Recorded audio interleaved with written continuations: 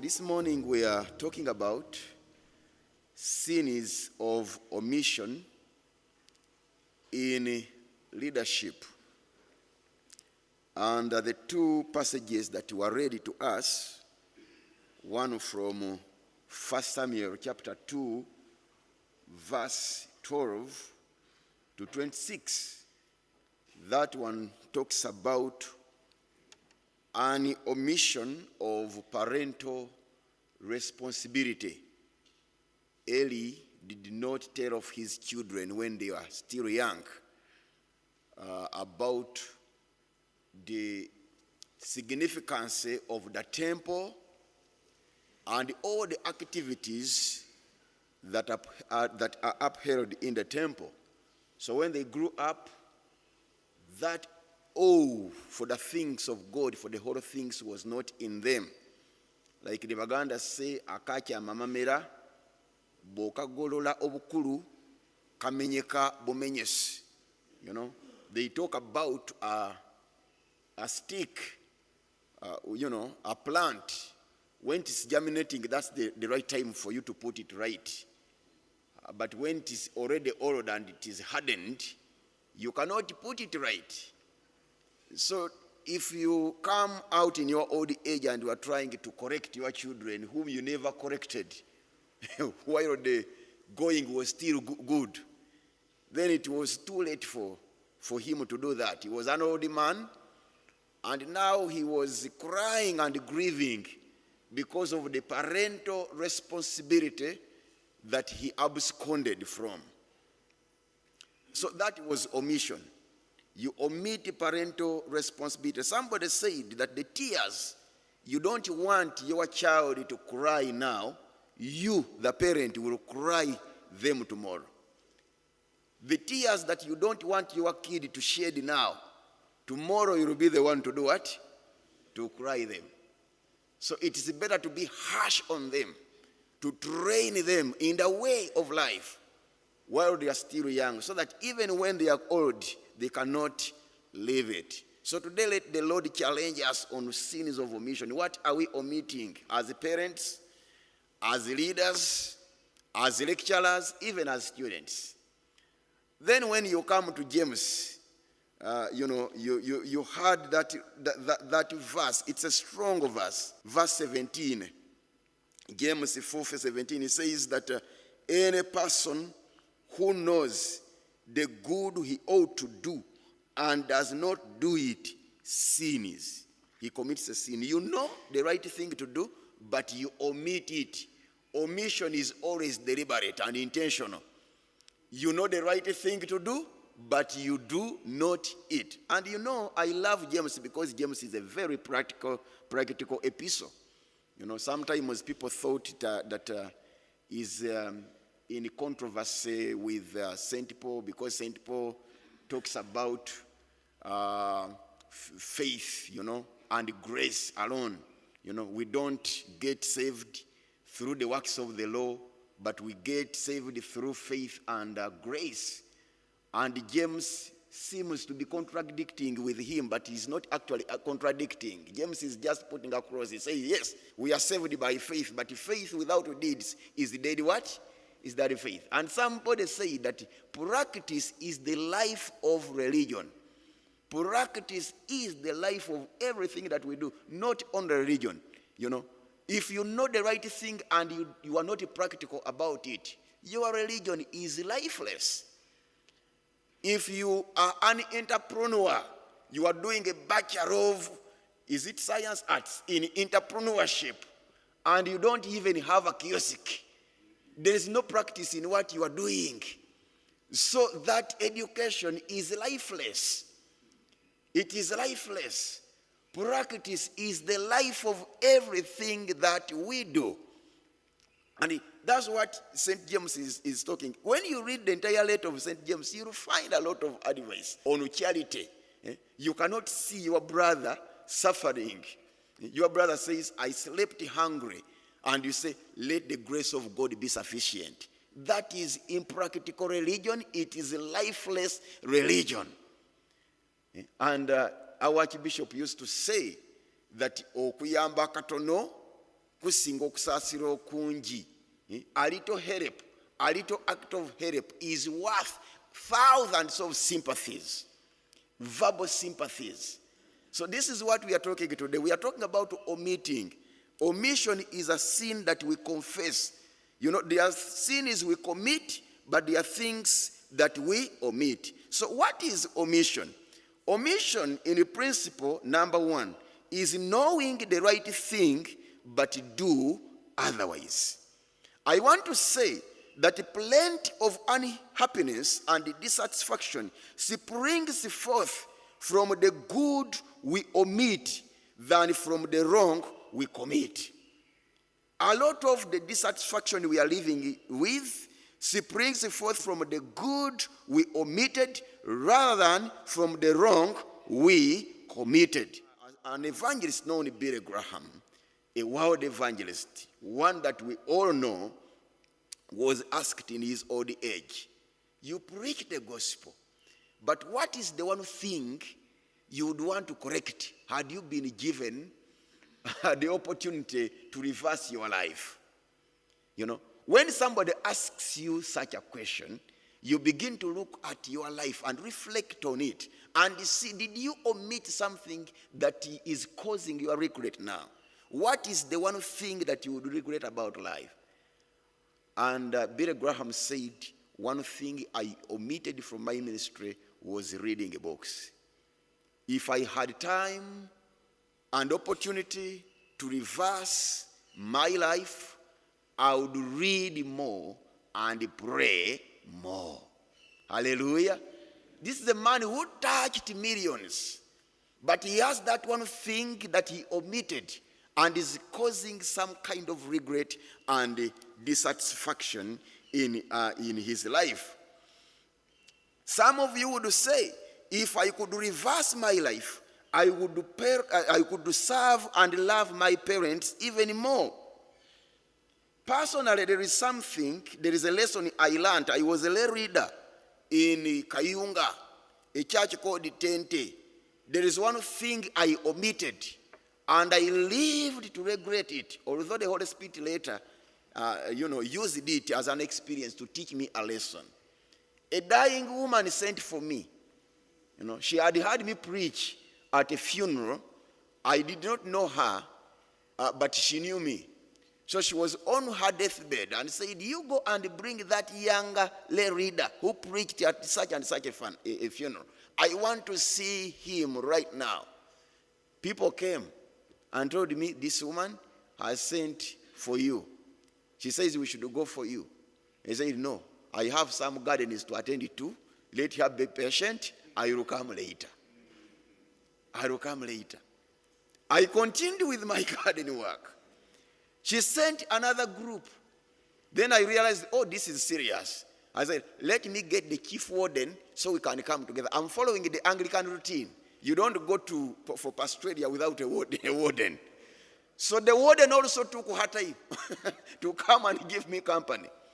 And then we went. So about 200 meters to the place, we had people, crying, wooing. The woman had passed away. And then I went. I said, what's the problem? He said, she's dead.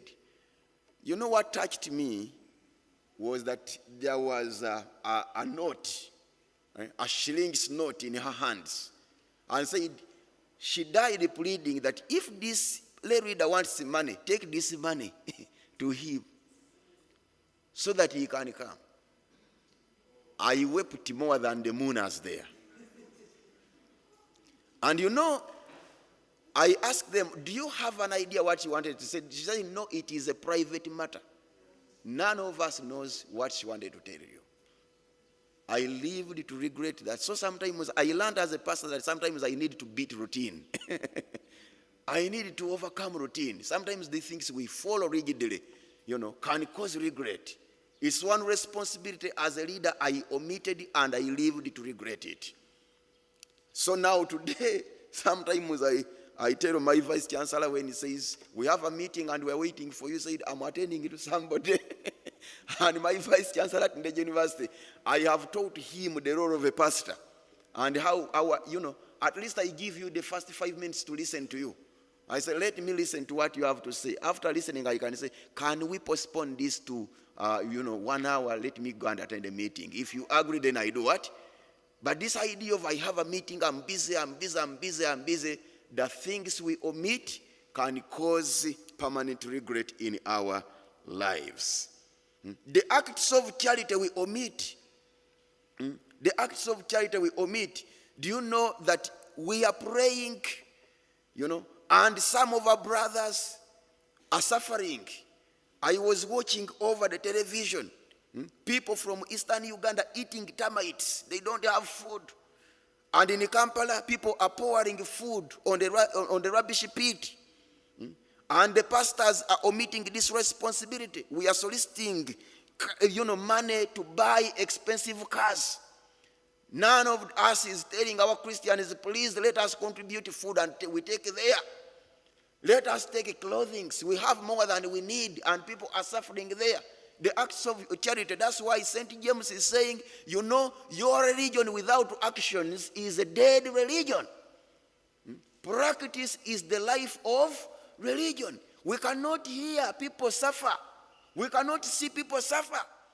Our brothers and sisters are dying in Iran, in Iraq, in Saudi Arabia, in Egypt. Somebody sent me a WhatsApp message and I didn't want even, when I opened, I saw people being slain like somebody is slaughtering a goat or a lamb. And what are we doing? It is incumbent upon us even to pray. Prayer is one thing that we omit. We know the power of prayer.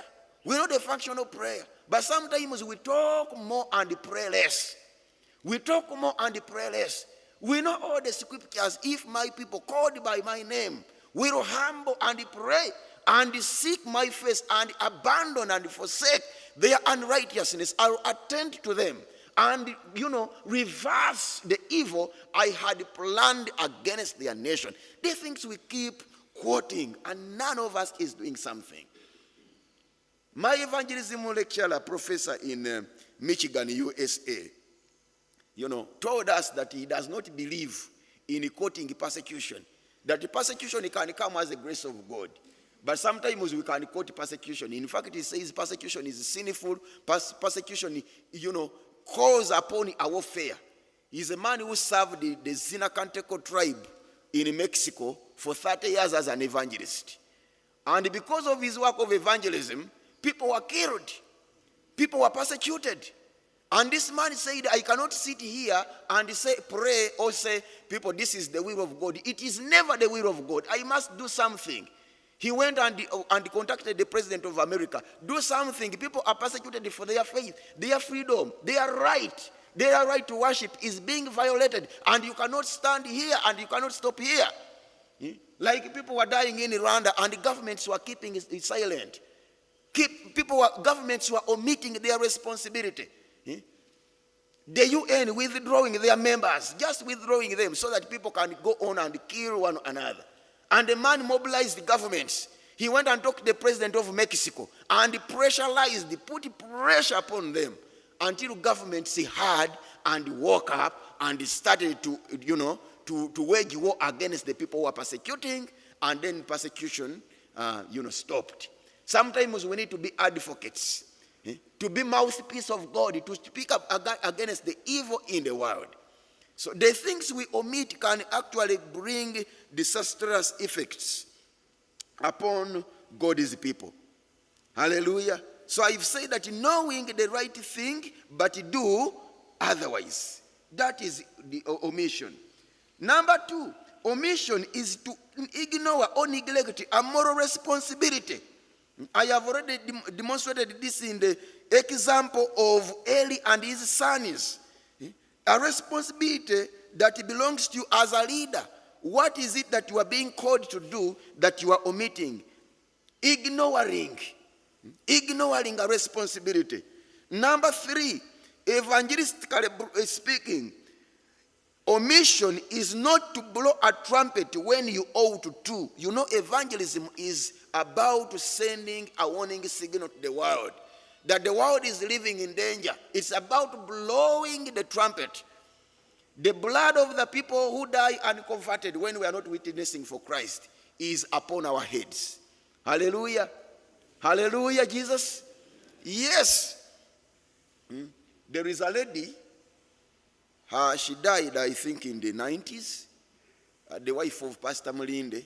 She had an experience that I cannot explain here, because according to her own words, she died and went to heaven. And God gave her a revelation. Actually, there's a story that she passed on and the doctors declared her dead. And then she miraculously came back. So when she came back, she had changed. She was preaching with passion more than she had ever preached. And she told us that she was led by the angels to hell, and she was placed there. And she felt the pangs of fire. And, she felt the pain there. The wounds by the sinners there. So she tasted hell and came back and said, I'm going to preach with passion. And she always preached while shedding tears until she passed on later again. Now she's dead. But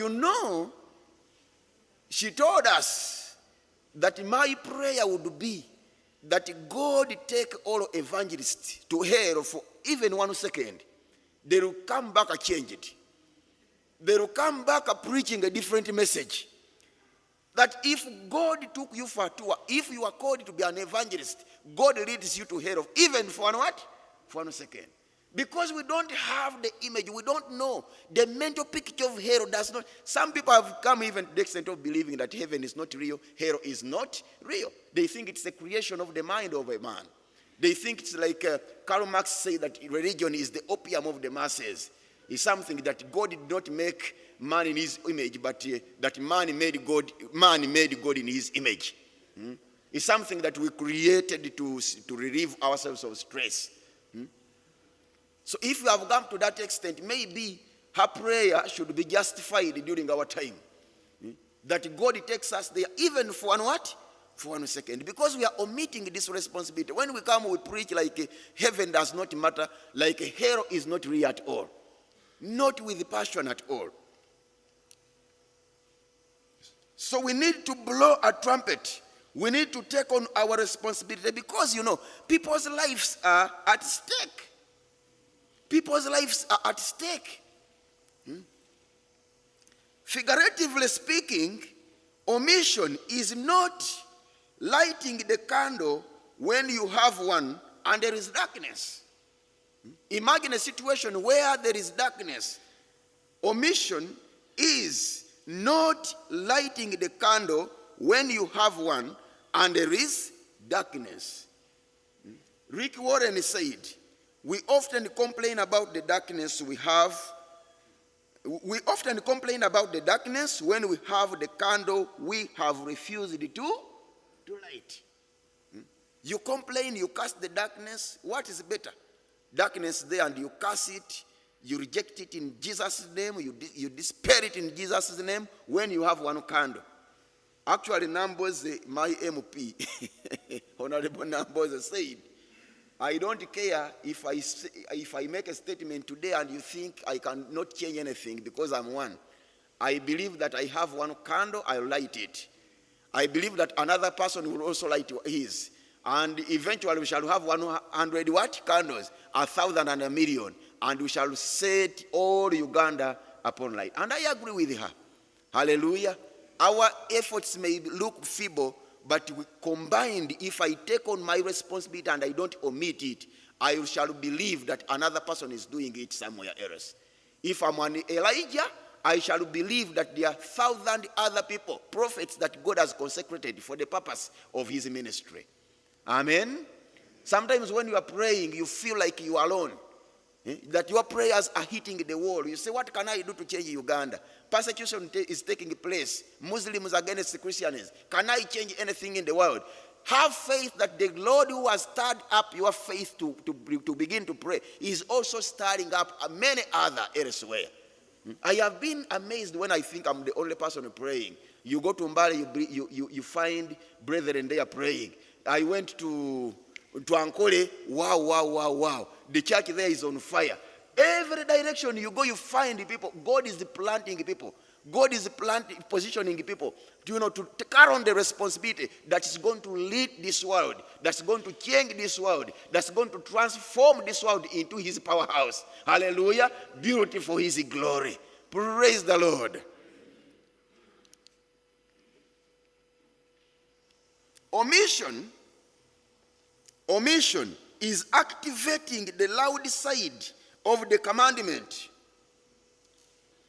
Is activating the loud side of the commandment while ignoring the silent but equally important side. Omission is activating the loud side of a commandment while ignoring the silent but equally important side. Look at these commandments. They have the loud side. When the commandment says, don't kill, that's a loud side. But there is a silent side that we always omit, that we don't pay attention to. What does it say silently? It looks passive, but actually it is active. For example, you are there, you say, I am not stealing. Thank you very much, well done. Thank you for not stealing. You deserve a gift. You need a reward. I'm not stealing. And you congratulate yourself. Yes, thank you very much. But let me ask you a question. You are not stealing, but are you protecting other people's property? Are you working hard to create employment opportunities for other people? If you omit hard work, somebody else is going to steal because of you. Hallelujah. Do you raise an alarm at a thief when you see one? Or are you satisfied with that kind of religiosity? Me, thank God, I'm not stealing. I'm not stealing, but other people are stealing and you are facilitating their stealing. Are you teaching skills to your kids which will bar them from stealing when they are grown up? Are you teaching them an industry? Are you training them to work hard? Are you communicating to them about the vice of materialism, which is killing many people today? You are not stealing right, but materialism is taking many people into stealing. This is the subject I've been addressing in the university, materialism. Younger people going for, cell phones, whatever, this so-called sick class. Cell phone, car and cash, and chips and chicken. It is killing them. I'm looking for a man who can buy me a car.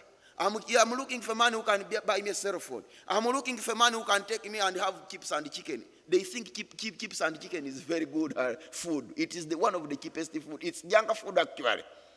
Hallelujah. But it's taking them. You may say, I have never killed anyone. I have never killed even a rat. But what are you doing to support life? What are you doing to support? Yes, you have not killed. That's the loud side of the commandment. But what are you doing to support life? Are you part of the efforts to eliminate breast cancer, for example? They are killer diseases. Nowadays, there are efforts where people are running. Running has become a method of, ministry today. Running, marathon, MTN marathon, the Kabaka running, to eliminate some of these kind of diseases. Hepatitis B is killing people. Are you participating in that? You are saying, I have never killed. Do you contribute towards eliminating hunger? Hallelujah. What are you doing? A younger boy in America inspired me. Inspired me a lot. I came to know him and his father. Younger boy, I think he was about 12. He came to Uganda with his father. They visited parts of Uganda and he saw our poverty. And the younger boy was touched. With many of these people, when they come here, they take pictures of our poverty. And they go back there to show. You see how poor they are, and it ends there. It ends there. The poor roads, the poor housing, the poor schools, everything. Now, this man is a pastor. He came here with a kid of 12 years old. And they took pictures of poverty in the schools, people struggling with hunger. And they went back to their churches.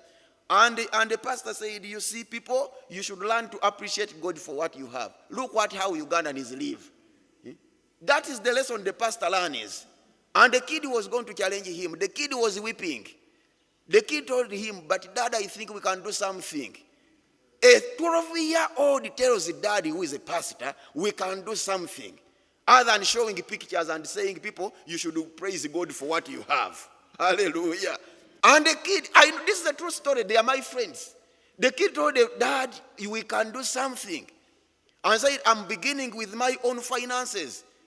The father that set apart some kind of pocket money for this kid. He said, if somebody gave $1, we could buy at least scholastic materials for some of the schools there in Uganda.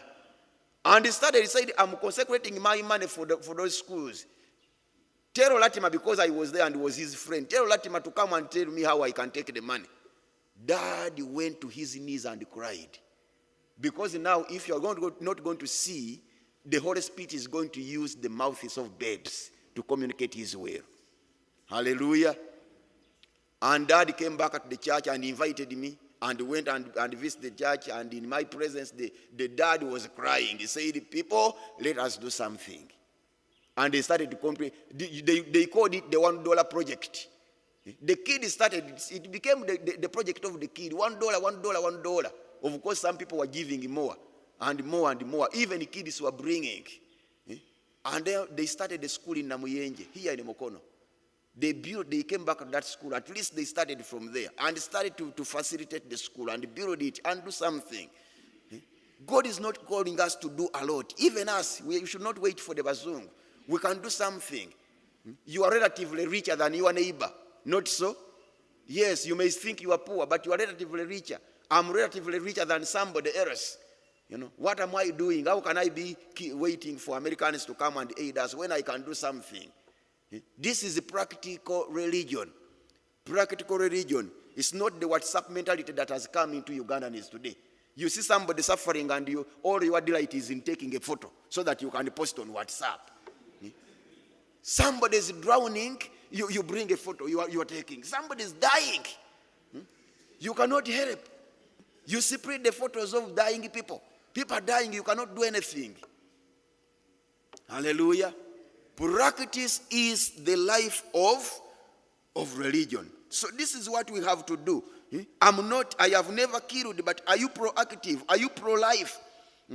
What are you doing to fight infant mortality? What are you doing to join the campaign of HIV/AIDS? HIV is coming back, AIDS is coming back because people are reluctant. They think the presence of ARVs is a license for them to continue. And before we know it is escalating. And the president has come out to say, no, let us join the campaign now again. Let us relaunch the campaign, even to wipe it out. Because we know what to do. And what are we doing? What are we doing as pastors? Are we communicating anything? Or, how can you expect people to come and give you tithe when they are sick? We are asking for tithes. People are what? People are sick. We are not even teaching them how to work. But we want their tithes. Now tithes from where? People should come and pray and then teach them to work. Let them go back and work and then bring the tithe. Hallelujah. Yeah, go back and work and then bring the what? The tithe. I don't commit adultery. Thank you very much indeed. I don't even have a boyfriend. Thank you, congratulations. Because the trend is for everybody to have a boyfriend. But did you block the porn channels on your TV, pornography? Or are you spreading? A lot is happening on our television. My dear bishop in Masaka sent me a WhatsApp message to say, you look at this Cartoon Network, is it Nickelodeon, sort of. People are propagating homosexual messages on there. They are targeting the mind of a child because it is fragile. A child can take in anything. And I said, I have a responsibility, a moral responsibility. If I'm going to omit this teaching to many people to understand the power of TV, TV can change your life. Hallelujah. TV can affect you. And these people who are writing films are not stupid. Every film you see is driven by a particular world view. A particular world view. Every film, every single item you see on the screen. People sit down and carefully write a story, they script it, they know who they are targeting. I watched this film, it used to be called Passion. How many of you have ever watched it? Passion. When I was in Mukono Cathedral here, I used to pray for people. I started to get these dreams when I watched Passion. I started to get these manifestations when I watched Passion. I said, what is Passion? When I went back to my own sitting room, I found people in my own house watching Passion. And I'm not aware as a pastor. They are watching Passion. I said, isn't this the film these people have been talking about? Causing demonic manifestations? Let me sit with them and watch. I watched. Now, my younger brothers and sisters who are watching this film are born again. But you know, it is driven to paint a white picture of witchcraft. They created a hero in a lady. You could love her first sight when you see her. A very beautiful lady, very helpful, very winsome. She's, the film was built around a hero, not so? And then she's your hero. And when she's your hero, you begin to hero worship her, you follow her, you admire her, you like what she's doing in the society. Now they put her in danger. They place her in danger. Now when she's in danger, she dies and she's buried. And they say the story, filmmakers can tell a lot of lies. That she was buried with the oxygen in the grave. And the grave is guarded by security. And there is no one who can help her out. She has only 48 hours to live. The oxygen will expire. Now, who is the remedy? The remedy is a witch. The witch only has the power to come and call her out without even the knowledge of the security officers.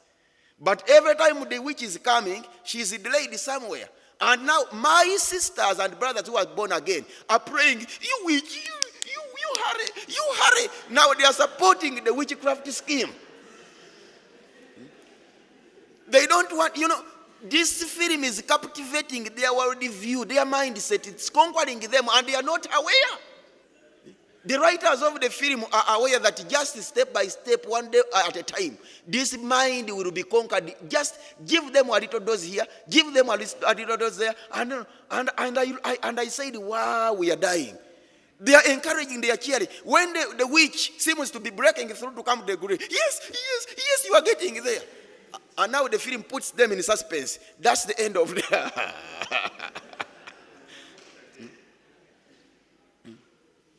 And later the witch rescues this what? This woman. And now you see you begin to get friendly thoughts about witchcraft. That some witchcraft is actually white and others is black. And you begin to like it. And now when this sister is rescued, she gets a boyfriend. And the city is going to be destroyed.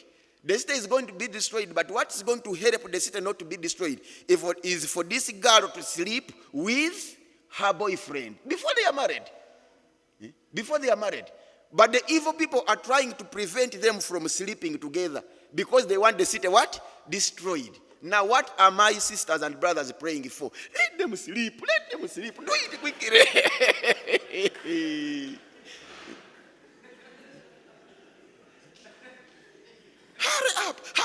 Hurry up. Cheering sexual immorality. And for them, they think this is just a film. It's not just a film. Somebody wrote it very carefully, knowing that day by day, these born agains will unlearn what they learned in the first place. Hallelujah. If you want to captivate somebody's mind, first of all, let them unlearn. After unlearning, then you begin to inject new doctrines into their mindsets. So let us not omit these responsibilities, even of addressing these things, because society is dying. Pay TV is now here. 24/7, you can watch these soaps are there 24/7. These Hindi movies, Z World. Do you see Z World?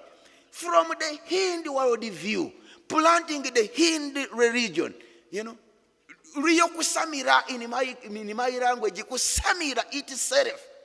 Demonic worship. And people beginning to learn the world view slowly by slowly. Sins of omission. Hallelujah. We want to conclude, but let us talk about the magnitude of the sins of omission. The effects of the sins of omission. When we omit, Number one, innocent people can die. Innocent people can do what? Can die. The truth you omit, the justice you omit, is going to cause the death of an innocent person. I have been looking at this story of Pilate. Pilate, the Roman governor, the one who crucified Jesus Christ. In John 19, he omits many things and causes the death of the innocent. I call this the Pilate jinx. He omits the truth about Jesus' innocence. He knows that Jesus is innocent, but he's not going to activate the truth that he knows. He omits just for fear of people and to protect his position. He ignores his conscience and conviction. And you know why? When he's convinced that Jesus is innocent, but he's going to omit his responsibility as a governor, do you know, he begins to play games. Antics. This is what he does. You know, he says, the man is innocent, let me play some playing tactics. He sends him to Herod in Galilee when he knows that Jesus is a man from Galilee. He offers to release Barabbas. He's negotiating. But the conscience is disturbing him. You are going to kill an innocent what? Person. He said, may I release you Barabbas? What do you expect from an angry, malicious crowd? What are they going to say? Then he even takes Jesus Christ and he has him flogged. You know, flogging Jesus is trying to say, when they see me flogging him, maybe they say, the punishment is what? Is served. Pilate, be a man and release the man you believe to be innocent. Don't omit justice. Don't omit the truth.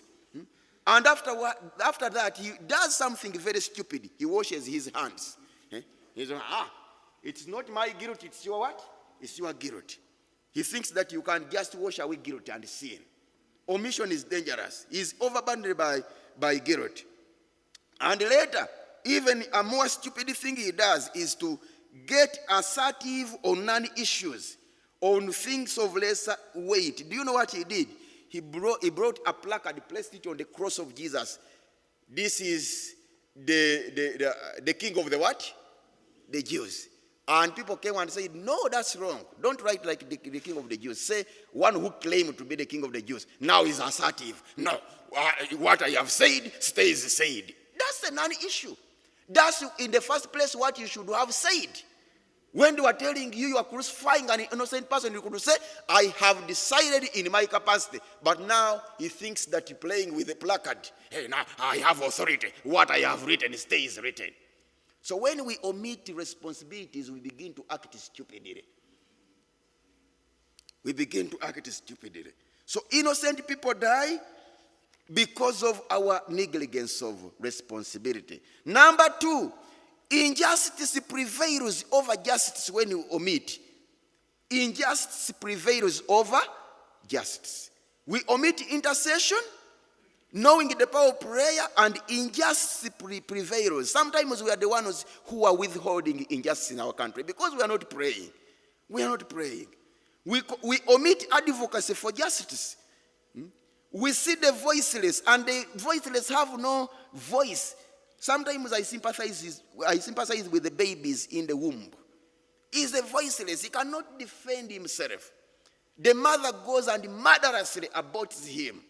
And the churches are quiet. And we say, we are the voice for the voiceless. Which voice? Maybe we are talking empty words. We don't know what that means. An innocent is being aborted. It cannot defend itself. It cannot shout. You are its voice. You are its voice. Death penalty is being mastered. I'm one of the people who are opposed to death penalty because I believe our laws are too weak. We don't have proper just systems which can investigate crimes. So sometimes you end up murdering the wrong person. And whichever opportunity I get, I condemn capital punishment. I condemn death penalty. It's not fit for our countries. Many errors have been omitted. And many people are there in Ruzila. They are innocent, but they cannot plead their case. They cannot plead their case. We must move out to be their voice. Hallelujah. Number 3, sinners go to hell when you omit witnessing. Sinners do what? It is as grave as that. Sinners go to hell. And number 4, omission always brings about regret. The lectures you are omitting now, you are going to regret in the future. Hallelujah. The lectures you are cutting when you are at university, the responsibility you are omitting, when you are grown up, you will tell your grandchildren, I wish I knew. If I could go back at Uganda Christian universities, I would be more serious with my books. But now you are looking for the nearest saloon, the nearest beach. You know, academics have changed. Students come to a university and do not ask about the quality of the library. They ask, is there a beach around? Is there a salon? Do they show Arsenal and whatever? As if that's their business. Food kiosks around. And if you want a project to fail, you begin to trade in books. Near a university, bring a bookshop here and say, I'm selling books. That project is going to fail. That business is going to fail. You sell chips and what? Chips and chicken, swimming pool. You will have many swimming pools after here. You will build your mansion and construct your own swimming pool and you will swim 24/7 if you want. May God help us not to omit our responsibility because practice is the life of religion. May God be with you.